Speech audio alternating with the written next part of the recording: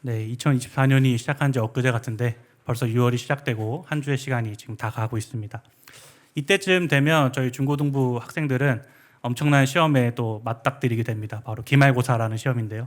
중간고사를 치른 지 얼마 되지도 않은 것 같은데 바로 또 기말고사를 준비해야 하는 좀 어려운 상황에 우리 아이들이 있습니다. 그래서 제가 이 정도 시즌 되면 아이들한테 이런 식으로 물어봐요.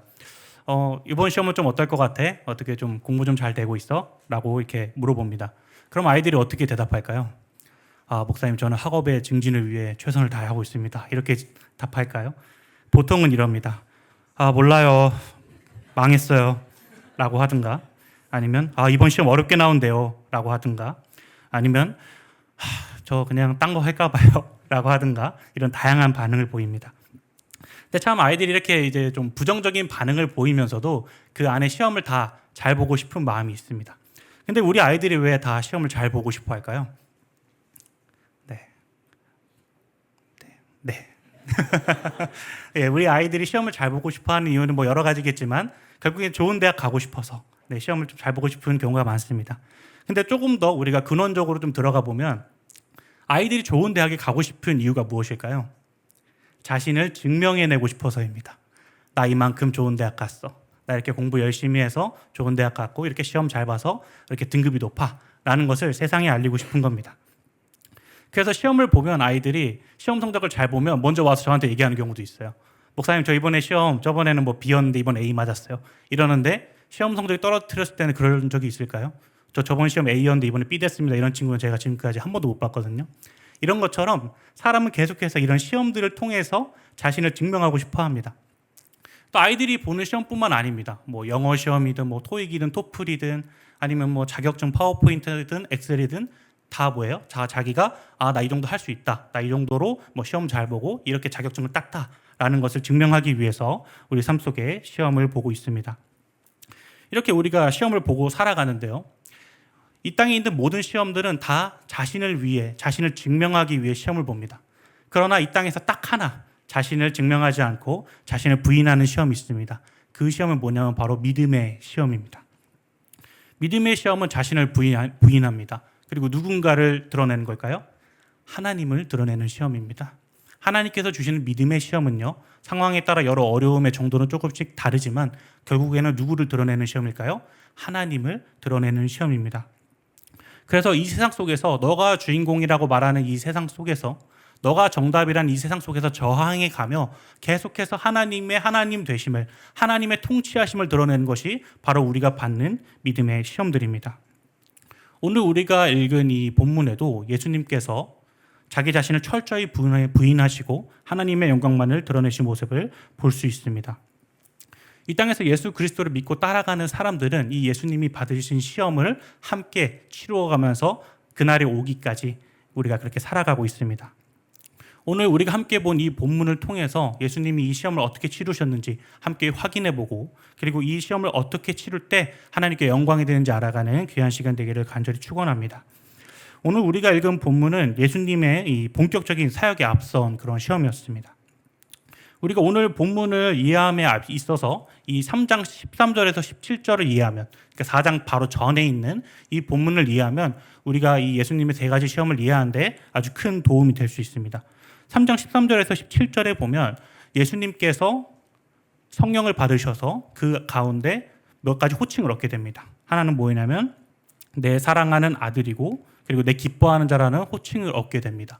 세례 요한한테 세례를 받으면서 성령이 비둘기같이 임하면서 그 다음에 얻었던 호칭이 내 사랑하는 아들, 내 기뻐하는 자라는 이 두 가지 호칭입니다. 근데 이 두 가지 호칭을 얻었으면 정말 기뻤을 것 같아요. 근데 이 기쁨을 느끼기도 전에 곧바로 예수님은 이 시험에 들어서게 됩니다. 우리 오늘 읽은 1절 말씀 함께 봤으면 좋겠는데요. 우리 1절 말씀 보시면 노란색에 뭐라고 되어 있냐면 그때라고 되어 있습니다. 여기서 이 그때라는 이 표현은 뭐냐면 뭔가 우리가 이렇게 읽다 보면 3장하고 4장이 분리된 것 같은데, 이 그때라는 말은 조금 더 원어적인 의미를 살펴보면 이어서, 그리고 나서라는 본문으로 이어집니다. 그러니까 3장하고 4장이 분리된 본문이 아니라 이어지는 본문이라는 것을 우리가 알 수 있는 단어고요. 그래서 이 하나님의 아들이라는 직분과 그리고 내 기뻐하는 자라는 직분을 이 시험을 통해서 증명해낸다는 것이죠. 하나님의 아들로서 하나님의 뜻만을 구하고 하나님의 뜻만을 바라보며 사는 그 아들로서의 삶과 그리고 그 어느 순간에도 하나님의 기쁨만을 바라는 그 기뻐하는 자로서의 삶을 이 시험을 통해서 증명해내는 것입니다. 그러면서 2절 말씀에 보시면 이렇게 기록되어 있습니다. 40일을 밤낮으로 금식하신 후에 줄이신지라 라고 되어 있습니다. 예수님은 이스라엘 백성이 실패했던 숫자인 40이라는 이 숫자를 통해서 이 40일 동안 밤낮으로 금식하고 과거 이스라엘 백성이 실패했던 시험을 치를 준비를 지금 하시는 것입니다. 그리고 뒤이어서 그 유명한 예수님이 받으신 세 가지 시험이 시작되고 첫 번째 시험이 3절부터 시작됩니다. 우리 3절 말씀 한번 같이 읽어보도록 하겠습니다. 시작. 시험하는 자가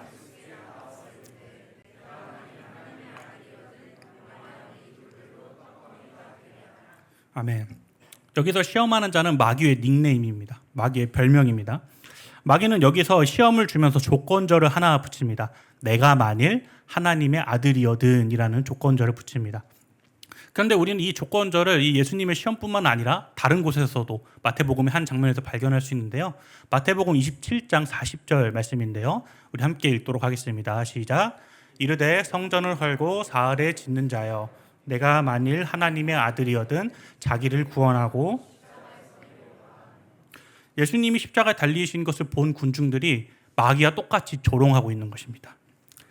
마귀는요, 이 내가 만일 하나님의 아들이거든 이라는 조건절을 통해서 지금 예수님을 처음 시험하는 건데 우리가 이 말씀만 딱 보면 그냥 하나님의 아들로서 뭐가 되나 보다 라고 볼 수 있지만 사실 마귀가 집중시키고 싶은 것은 내가 만일이라는 쪽입니다.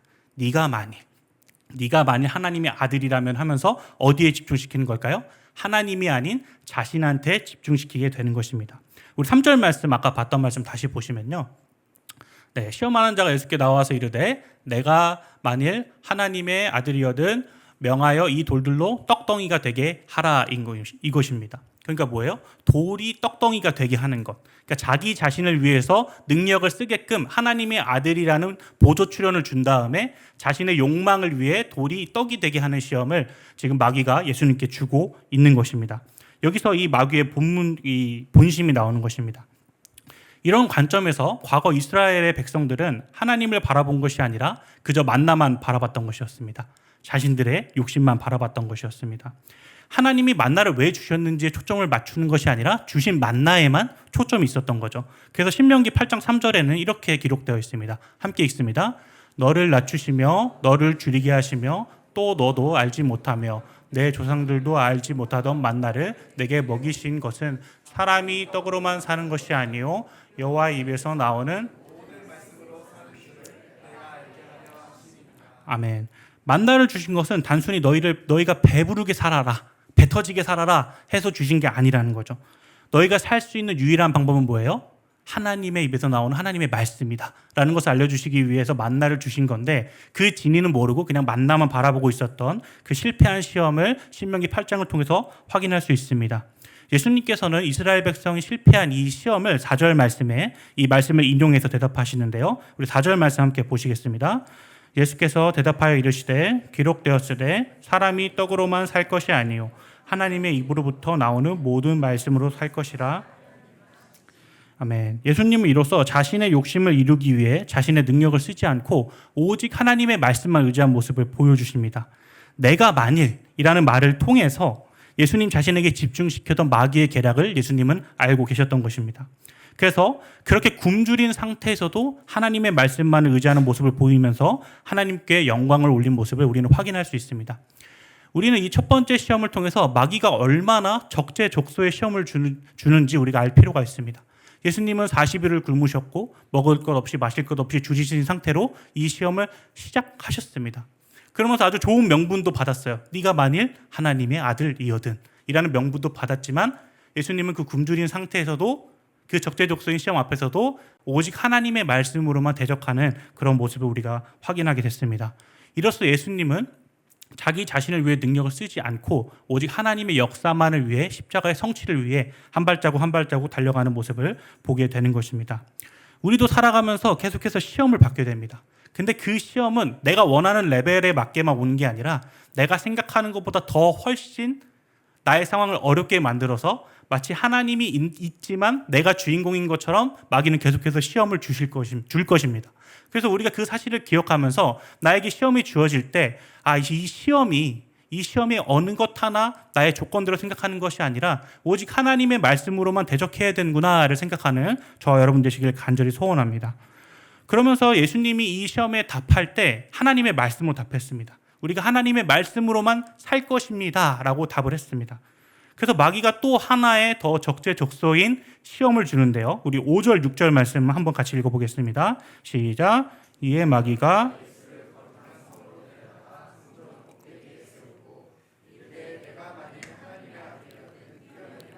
기록되었을 때 그가 너를 위하여 그의 사자들을 명하시리니 그들이 손으로 너를 받들어 발이 돌에 하였느니라. 아멘. 말씀해 보시면 기록되었을 때라고 되어 있습니다. 여러분, 기록되었을 때가 보통 성경에 어쩔 때 쓰이죠? 하나님의 말씀을 인용할 때 쓰입니다. 지금 마귀는 하나님의 말씀을 인용했어요. 어떤 말씀을 인용했냐면 시편 91편 11절 12절 말씀을 인용하게 됩니다. 우리 시편 91편 11절 12절 말씀 제가 읽어드릴게요. 그가 너를 위하여 그의 천사들을 명령하사 내 모든 길에서 너를 지키게 하심이라. 그들이 그들의 손으로 너를 붙들어 발이 돌에 부딪히지 아니하게 하리로다. 이렇게 되어 있습니다. 여러분, 누가 보면요, 그치, 하나님이 나 지켜주는 거지, 그러니까 이 시간 내가 떨어져서 하나님께서 지켜주시는 걸 봐야지, 이럴 수도 있습니다. 그러나 시편 91편을 천천히 살펴보면 그런 내용이 아닙니다. 시편 91편의 이제 본 내용은 뭐냐면 하나님이 나의 피난처와 반석이 되시니 내가 재앙을 두려워하지 않겠다가 시편 91편의 내용입니다. 그러니까 하나님의 능력을 내 마음대로 갖다 써서 내가 원할 때 써야지, 이런 내용이 아니라 하나님이 나의 유일한 피난처 되시기 때문에 내 인생에 오는 재앙을 두려워하지 않겠다. 이게 이 시편 91편의 주된 내용입니다. 마귀는 이처럼 말씀을 이용해서도 성도들을 공격합니다. 그래서 말씀을 이용해서 자신의 욕망을 채우게끔 만드는 것도 마귀의 전략 중에 하나라는 것을 우리는 기억할 필요가 있습니다. 그래서 예수님께서는 7절 말씀에 이렇게 대적하십니다. 예수께서 이르시되 또 기록되었을 때 주 너의 하나님을 시험하지 말라 하였느니라 하시니 라고 되어 있습니다. 이 말씀은 신명기 6장 16절 말씀에서 비롯된 말씀인데요. 우리 신명기 말씀 한번 같이 읽어보겠습니다. 너희가 마사에서 시험하신 것 같이 너희의 하나님 여호와를, 이렇게 되어 있습니다. 또 한 번 예수님은 이스라엘 백성이 실패한 시험을 말씀으로 대답하면서 그 시험을 이어가시는데요. 우리가 이 시험을 통해서, 이 두 번째 시험을 통해서 살펴보길 원하는 것은 우리가 말씀을 읽을 때 누구 중심으로 읽어야 하냐는 이 문제입니다. 여러분, 우리는 말씀을 읽을 때 하나님 중심으로 읽어야 됩니다. 말씀은 우리 중심으로 읽는 게 아니라 하나님 중심으로 읽어야 됩니다. 하나님의 입장에서 우리에게 우리의 상황에 어떻게 말씀해 주시는가를 보는 거지, 내가 원하는 말씀을 갖다 써서 내 인생에 갖다 붙이는 게 말씀이 아니라는 것입니다. 우리가 흔히 가장 오해하는 말씀 중에 내게 능력 주시는 자 안에서 네가 모든 것을 할 수 있다라는 빌립보서 말씀이 있습니다. 그래서 보통 이 말씀을 어떤 운동선수가 운동을 시작할 때, 사업을 시작할 때 보통 이런 말씀들을 많이 쓰는 모습을 볼 수 있습니다. 근데 사실은 이 말씀의 진리를 알면 그럴 때 쓰면 안 됩니다. 이 말씀은 바울이 신자로서 그리고 사역자로서 자신의 삶을 살아갈 때 나는 가난하든 부하든 오직 예수의 이름으로 자족할 수 있는 능력을 얻게 되었다. 그리고 쓴 말씀이 바로 제가 방금 말씀드린 내게 능력 주시는 자리에서 내가 모든 것을 할 수 있다라는 이 말씀이라는 거죠. 그래서 우리가 말씀을 읽을 때 편식하면 안 됩니다. 그래서 말씀을 한 구절씩 떼서 그냥 내가 원하는 것만 이루어 달라, 이런 식으로 우리가 말씀을 읽는 게 아니라 말씀을 전체적으로 읽으면서 그 말씀의 흐름 안에 있는, 말씀의 맥락 안에 있는 하나님의 그 뜻과 의미를 알아가야 되는 거지, 내가 편한 말씀, 내가 듣기에 좋은 말씀만 골라서 편식해서 말씀을 읽으면 안 된다는 것입니다. 우리가 만약에 편식해서 말씀을 읽는다면 마귀한테 시험 당할 가능성이 높아집니다. 제가 예전에 헬라어 배울 때 헬라어 교수님이 그런 말씀 하셨어요. 뭔가 이렇게 질문을 하세요. 이 헬라어 본문의 뜻이 뭔지 아십니까? 이렇게 물어봐요. 그럼 그 교수님한테 저희가 아는 걸 얘기를 합니다. 근데 그 교수님이 장난을 이렇게 얘기해요. 그렇게 알고 있으면 지옥에 가는 겁니다. 이런 식으로 장난치곤 했거든요. 제가 그때 그 말 들으면서 되게 많이 웃었었는데, 근데 오늘날 다시 이 예수님의 시험을 보니까 되게 무서운 거예요. 말씀을 지금까지 내 마음대로 편식하고 있었구나라는 생각도 들고, 말씀을 알고자 하는 열심이 없었구나라는 생각도 많이 들었습니다. 그래서 여러분의 삶 가운데 말씀을 알아가는 열심이 있기를 간절히 소망합니다. 여러분의 큐티 속에서 또 교회에서 진행되는 훈련 속에서 하나님의 말씀을 깊이 알아가길 원합니다. 이처럼 마귀는요, 계속해서 말씀이 됐던 뭐가 됐건 하나님께 집중시키는 듯 하다가 나한테 집중하게 만드는 거예요. 이게 마귀의 관계입니다. 그래서 마귀는 세 번째 시험에 아주 자신을 제대로 드러내는 모습을 보여주는데요. 우리 9절 말씀 한번 같이 읽어봅시다. 시작. 이르되 이 모든 것을 내게 주리라. 아멘. 이전에는 내가 만일 하나님의 아들이거든 이라는 조건절을 계속 붙이다가 지금은 완전 자신한테 집중시키고 있습니다. 내게 엎드려 경배하면 이 모든 것을 내게 주리라 라고 되어 있는데요. 마치 자신이 하나님인 것처럼 얘기해요. 마치 자신이 이 세상의 모든 권세를 다 줄 수 있을 것처럼 얘기합니다. 그래서 아담과 하와가 하나님의 말씀을 신뢰하지 않고 마귀의 관계를 따랐던 것처럼 지금 예수님한테도 그 시험이 동일하게 임하고 있는 것입니다. 근데 이 9절 말씀을 조금 자세히 보면 되게 간단해요. 내게 엎드려 경배하면, 엎드려 경배하기만 하면 뭐가 주어지는 거예요? 이 모든 것을 내게 준다고 얘기하고 있는 거예요. 예수님 앞에 놓여진 십자가의 고난과 영광의 길, 그 힘든 길을 제치게 만들고 편한 길로 지금 예수님을 데리고 가려고 하는 마귀의 관계가 이 시험 가운데 있는 것입니다. 마치 선악과 한 번만 먹으면 하나님처럼 될 것처럼 유혹했던 그 시절에, 그 창세기의 그 시간과 똑같이 마귀는 유혹하고 있는 것입니다.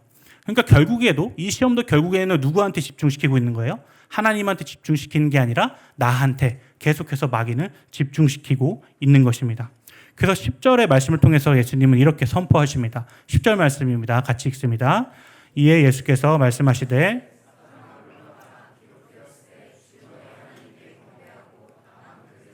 하였느니라. 아멘. 예수님은 여기서 사탄의 존재를 부정시켜 버리십니다. 사탄아 물러가라. 기록되었으되 주 너의 하나님께 경배하고 다만 그를 섬기라 하였느니라 라고 말씀을 마치면서 마귀를 쫓아내십니다. 예수님이 이 시험들을 당하신 것은 아까 말씀드렸던 것처럼 하나님의 아들, 그리고 내 기뻐하는 자, 사랑하는 아들, 이것에 대한 시험을, 이 광야 시험을 통해서 치러 가셨고, 결국에는 자신에게 그 능력을 쓰거나 자신을 위해서 말씀을 사용한 것이 아닌 오직 하나님의 영광만을 위해서 이 시험을 치렀던 예수님의 모습을 볼 수 있습니다. 우리는 이 세 가지 시험을 보면서 하나하나 살펴보면서 의미를 찾아도 좋지만 이 세 가지 시험의 공통적인 부분을 놓고, 공통적으로 알 수 있는 부분을 놓고 오늘 말씀의 적용을 이어가고 싶습니다. 오늘 우리가 읽은 말씀에 보면 여러 가지 이 세 가지 시험을 통해서 다양한 의미를 알 수 있지만 방금 말씀드린 것처럼 한 가지를 살펴보고 싶은데 그건 뭐냐면 마귀는 우리한테 시험을 줄 때 마치 하나님을 위하는 것처럼 처음에 시험을 주다가 나중에 어떻게 될까요? 나한테 집중시킵니다. 마귀의 시험은 그런 관계가 있어요. 그래서 크리스천들이 이 땅을 살아가면서 이 마귀의 관계에 넘어가는 경우가 많습니다. 아까 말씀드렸던 것처럼 말씀을 내 뜻을 이용해서 이용한다거나 아니면 하나님께서 주신 능력을 나를 위해서 쓴다거나 이런 것들을 통해서 신자들이 하나님을 바라보지 못하게 하는 것입니다. 그래서 우리의 삶 가운데 계속해서 내가 마치 이 모든 것들을 해낼 수 있고 내가 마치 하나님처럼 될 수 있다는 그 시험들을 이 시대 속에서도 계속 우리에게 주고 있다는 사실입니다. 그리고 아까 말씀드렸던 것처럼 마귀는 우리한테 아주 적재적소의 시험을 주는데요. 좀 쉬운 예로 들면 이런 겁니다. 제가 아는 목사님이 들어준 예인데 만약에 마귀가 저한테 이 강대상을 떡으로 만들어 봐라 이러면 여러분 제가 먹을 걸 되게 좋아하거든요. 근데 저는 이 강대상을 떡으로 만들 힘이 없습니다. 그러니까 이건 저한테 시험이 아니에요. 저는 어차피 이걸 바꿀 능력이 없거든요. 근데 예수님은 돌을 떡으로 만들 능력이 있으셨죠. 그래서 예수님에게 그게 시험이 됐던 거예요. 저한테 시험이 됐던 건 뭐가 있을까요? 예를 들면 되게 짜증나는 순간을 만들어서 아내한테 한 소리 듣는 다음에 그 다음에 화내게 만드는 거라든가 계속해서 나 자신을 잃어버리고 그냥 나의 욕망을 위해서 나의 언어를 사용하고 나의 힘을 사용하는 것, 내가 할 수 있는 것들로 마귀는 시험을 준다는 사실을 우리는 기억해야 됩니다. 그래서 이 예수님의 이 광야 시험에 그런 여러 가지 포인트가 있지만 마귀는 내가 할 수 있는 것들로 시험을 준다. 내가 할 수 없는 것들로는 시험을 안 줍니다. 내가 나의 힘으로 할 수 있는 것들. 그래서 아까 방금 말씀드린 목사님이 그런 얘기를 했어요. 어떤 사람이 자리가 높아지면 높아질수록 기도를 많이 해야 된다. 그 이유는 할 수 있는 게 많아지기 때문이다. 라고 얘기를 하셨어요. 왜 그렇게 얘기하셨을까요? 자기가 할 수 있는 게 많아질수록 그만큼 많은 시험이 찾아오기 때문입니다. 여러분, 마귀는 계속해서 우리가 할 수 있는 것들로 하나님께 집중을 못하게 만들 겁니다. 하나님께 기도는 합니다. 근데 그 기도가 전부 다 뭐예요? 내 욕망의 기도뿐. 내가 원하는 기도만 하게 만들 것입니다. 그렇게 된 다음에 마치 하나님은 내 인생의 보조 출연자로 만들어버릴 거예요. 하나님은 계세요. 근데 그 삶의 주인은 누구예요? 나예요. 계속해서 이 마귀는 우리에게 그런 시험을 줄 것입니다.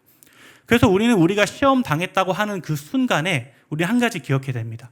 이 순간을 통해서 나의 나됨을 증명하는 시간이 아니라 하나님의 하나님됨을 증명하는 시간임을 기억하는 저와 여러분 되시길 바랍니다. 그래서 여러분의 인생길 가운데 계속해서 시험이 오실 거예요. 관계에서 시험이 오실 거고, 환경 가운데도 시험이 오실 거고, 가정 안에서도 어디서든 계속해서 믿음의 시험이 우리에게 올 것입니다. 근데 그 믿음의 시험이 올 때마다 그래, 시험아 잘 왔다. 나는 하나님이 하나님됨을 증명하겠다. 나의 나됨, 나의 성격, 내 성질머리 이런 것을 증명하는 시간이 아니라 하나님의 말씀으로 예수님처럼 대적하고 하나님의 말씀으로 가족을 섬기고 내 관계들을 더 사랑하겠다 선포하는 저와 여러분 되시기를 간절히 소망합니다. 하나님이 통치하는 사람은요, 말로만 얘기하는 사람이 아니라 변화된 삶으로 노래하는 사람들입니다. 그래서 우리는 하나님의 그 시험을 받고 하나님 예수 그리스도께서 그 시험을 받은 것을 기억하면서 계속해서 뭐예요? 이 시험이 나에게도 올 텐데 이 시험을 통해서 하나님이 하나님 되심을 증거해야겠다라고 고백하며 나아가는 것이 바로 우리 신자들의 삶입니다. 그리고 하나님이 하나님 되심을 선포하면서 누구의 영광을 선포하는 겁니까? 하나님의 영광을 선포하는 거예요. 나의 영광을 선포하는 것이 아니라 하나님의 영광을 선포하게 되는 것입니다. 말씀을 맺으면서요, 저의 얘기를 살짝 하면서 오늘 말씀을 마무리하려고 합니다. 여러분께 엄청난 사실을 하나 알려드리려고 하는데요. 네, 여러분 저는 굉장히 다혈질입니다. 네, 의아하게 봐주셔서 감사합니다. 저는 여러분 굉장히 다혈질이에요. 저희 아버지한테 물려받은 안 좋은 것 중에 하나가 있는데 그게 바로 다혈질이에요. 그래서 정말 근데 어릴 때부터 되게 싫어했어요. 아니 왜 저러시는 거지? 왜 저러고 사는 거지? 이러면서 자식된 입장에서도 너무 그 성격이 싫어서 난 안 닮아야지 이러고 살았습니다. 근데 막상 크고 연애를 오래 하고 결혼 생활하면서 이 시청각 교육이 무섭다고 어릴 때부터 배웠던 게 계속 이렇게 올라오는 거예요. 막 성질머리 하며, 그러니까 이 다혈질이, 아마 다혈질이신 분들은 제 얘기 엄청 공감할 텐데 남들이 봤을 땐 별것도 아니에요. 근데 그거 딱 내가 요즘에 선 넘네라는 말 많이 하는데 우리 친구들끼리 이 선을 넘는 순간 이 화가 확 돌면서 이 화를 진짜 미친 사람처럼 됩니다. 막 소리 지르고 막 하면서 막, 여러분 지금은 안 그럽니다. 또 제가 이렇게 얘기했다고 우리 목사님한테 무서워서 말도 못 걸겠네 이러시면 안 됩니다. 그래서 어쨌든 막 그렇게 소리 지르고 자기가 승질낼 거 다 승질낸 다음에 나중에 후회해요. 내가 그때 왜 그랬지? 화낼 거 아니었는데. 무슨 정신 나간 사람처럼 그런 삶을 반복합니다. 근데 이제 어느 한 번은 이제 결혼에 대한 설교를 들으면서 결혼은 서로를 존중하는 것에서부터 시작된다라는 말씀을 듣게 됐어요. 그러면서 참 여러 가지 생각이 많이 들었습니다. 나 이 다혈질적인 기질을 어떻게 해야 될까 고민을 많이 했어요. 근데 지금까지는 그 전까지는 어떻게 했었냐면 미안해. 내 성격이 원래 이래. 그러니까 이해 좀 해줘. 이러는 거예요. 우리 다 믿는 사람들이니까 서로 이해하면서 살자 이러는 거예요. 근데 그 안에 하나님은 보조 출연이고 제가 주인공인 거예요. 내가 성격대로 살고 싶으니까, 내가 그것대로 하고 싶으니까. 그래서 어떤 목사님 그러시더라고요. 자랑이라고. 그런 자랑도 하지 말라고 막 그러시더라고요. 그래서 그 설교를 듣고 나서 조금씩 변화해가기 시작했어요. 여러분 지금 많이 변했습니다. 네. 지금 이렇게 변해가면서 지금 살아가고 있는데 그때를 생각해보면 정말 그렇더라고요. 내가 하고 싶은 대로 하기 위해서 내 신앙을 이용하고 상대방을 가스라이팅하고 계속해서 그런 인생을 살게 되는 거예요. 왜요? 내 중심이니까. 시험이 찾아올 때마다 내 중심으로 생각하는 거예요. 나 사역하다 스트레스 받으면 그럴 수도 있지 뭐 하면서 그냥 제 스스로를 위로하는 거예요. 근데 이런 것처럼 우리 삶의 시험은 매번 옵니다. 근데 제가 그 시험이 올 때 그 시험들을 이겨내려고 노력하면서 정말 그 마음 안에 품고 있는 많은 부분들이 있었는데 참 힘들다라고 느꼈던 적이 있었어요. 근데 언제 한번 힘이 됐냐면 저는 보통 이제 저녁을 먹고 이제 아내랑 산책을 합니다. 이게 아내랑 산책하는 게 거의 하루 루틴인데 그 아내랑 산책하면서 아내가 하루는 그렇게 얘기해 주더라고요. 오빠, 나는 오빠를 보면서 하나님의 살아계심이 느껴졌어. 이렇게 얘기하는 거예요. 그래서 내가 뭐 잘못했나? 왜 그러지? 막 이런 생각을 좀 했습니다. 근데 알고 보니까 제가 다혈질적인 성격을 아내는 오래전부터 봤어요. 제가 연애를 6년 했거든요. 연애 6년하고 7년째 때 이제 결혼하면서 지금까지 삶을 이어오고 있는데 아내는 예전 모습부터 저의 지금까지 모습을 본 거죠. 근데 그때 그렇게 얘기해 줬는데 제가 지금까지 사역하면서 정말 기뻤던 순간이 탑 3가 있었거든요. 그 중에 하나입니다. 나머지 2개는 다음번에 말씀드릴게요. 네. 이번에 탑3 중에 하나였어요. 그만큼 너무 기쁘더라고요. 근데 제가 또 이제 무뚝뚝해가지고 그래? 그냥 이러고 말았는데 속으로는 엄청 좋아했어요.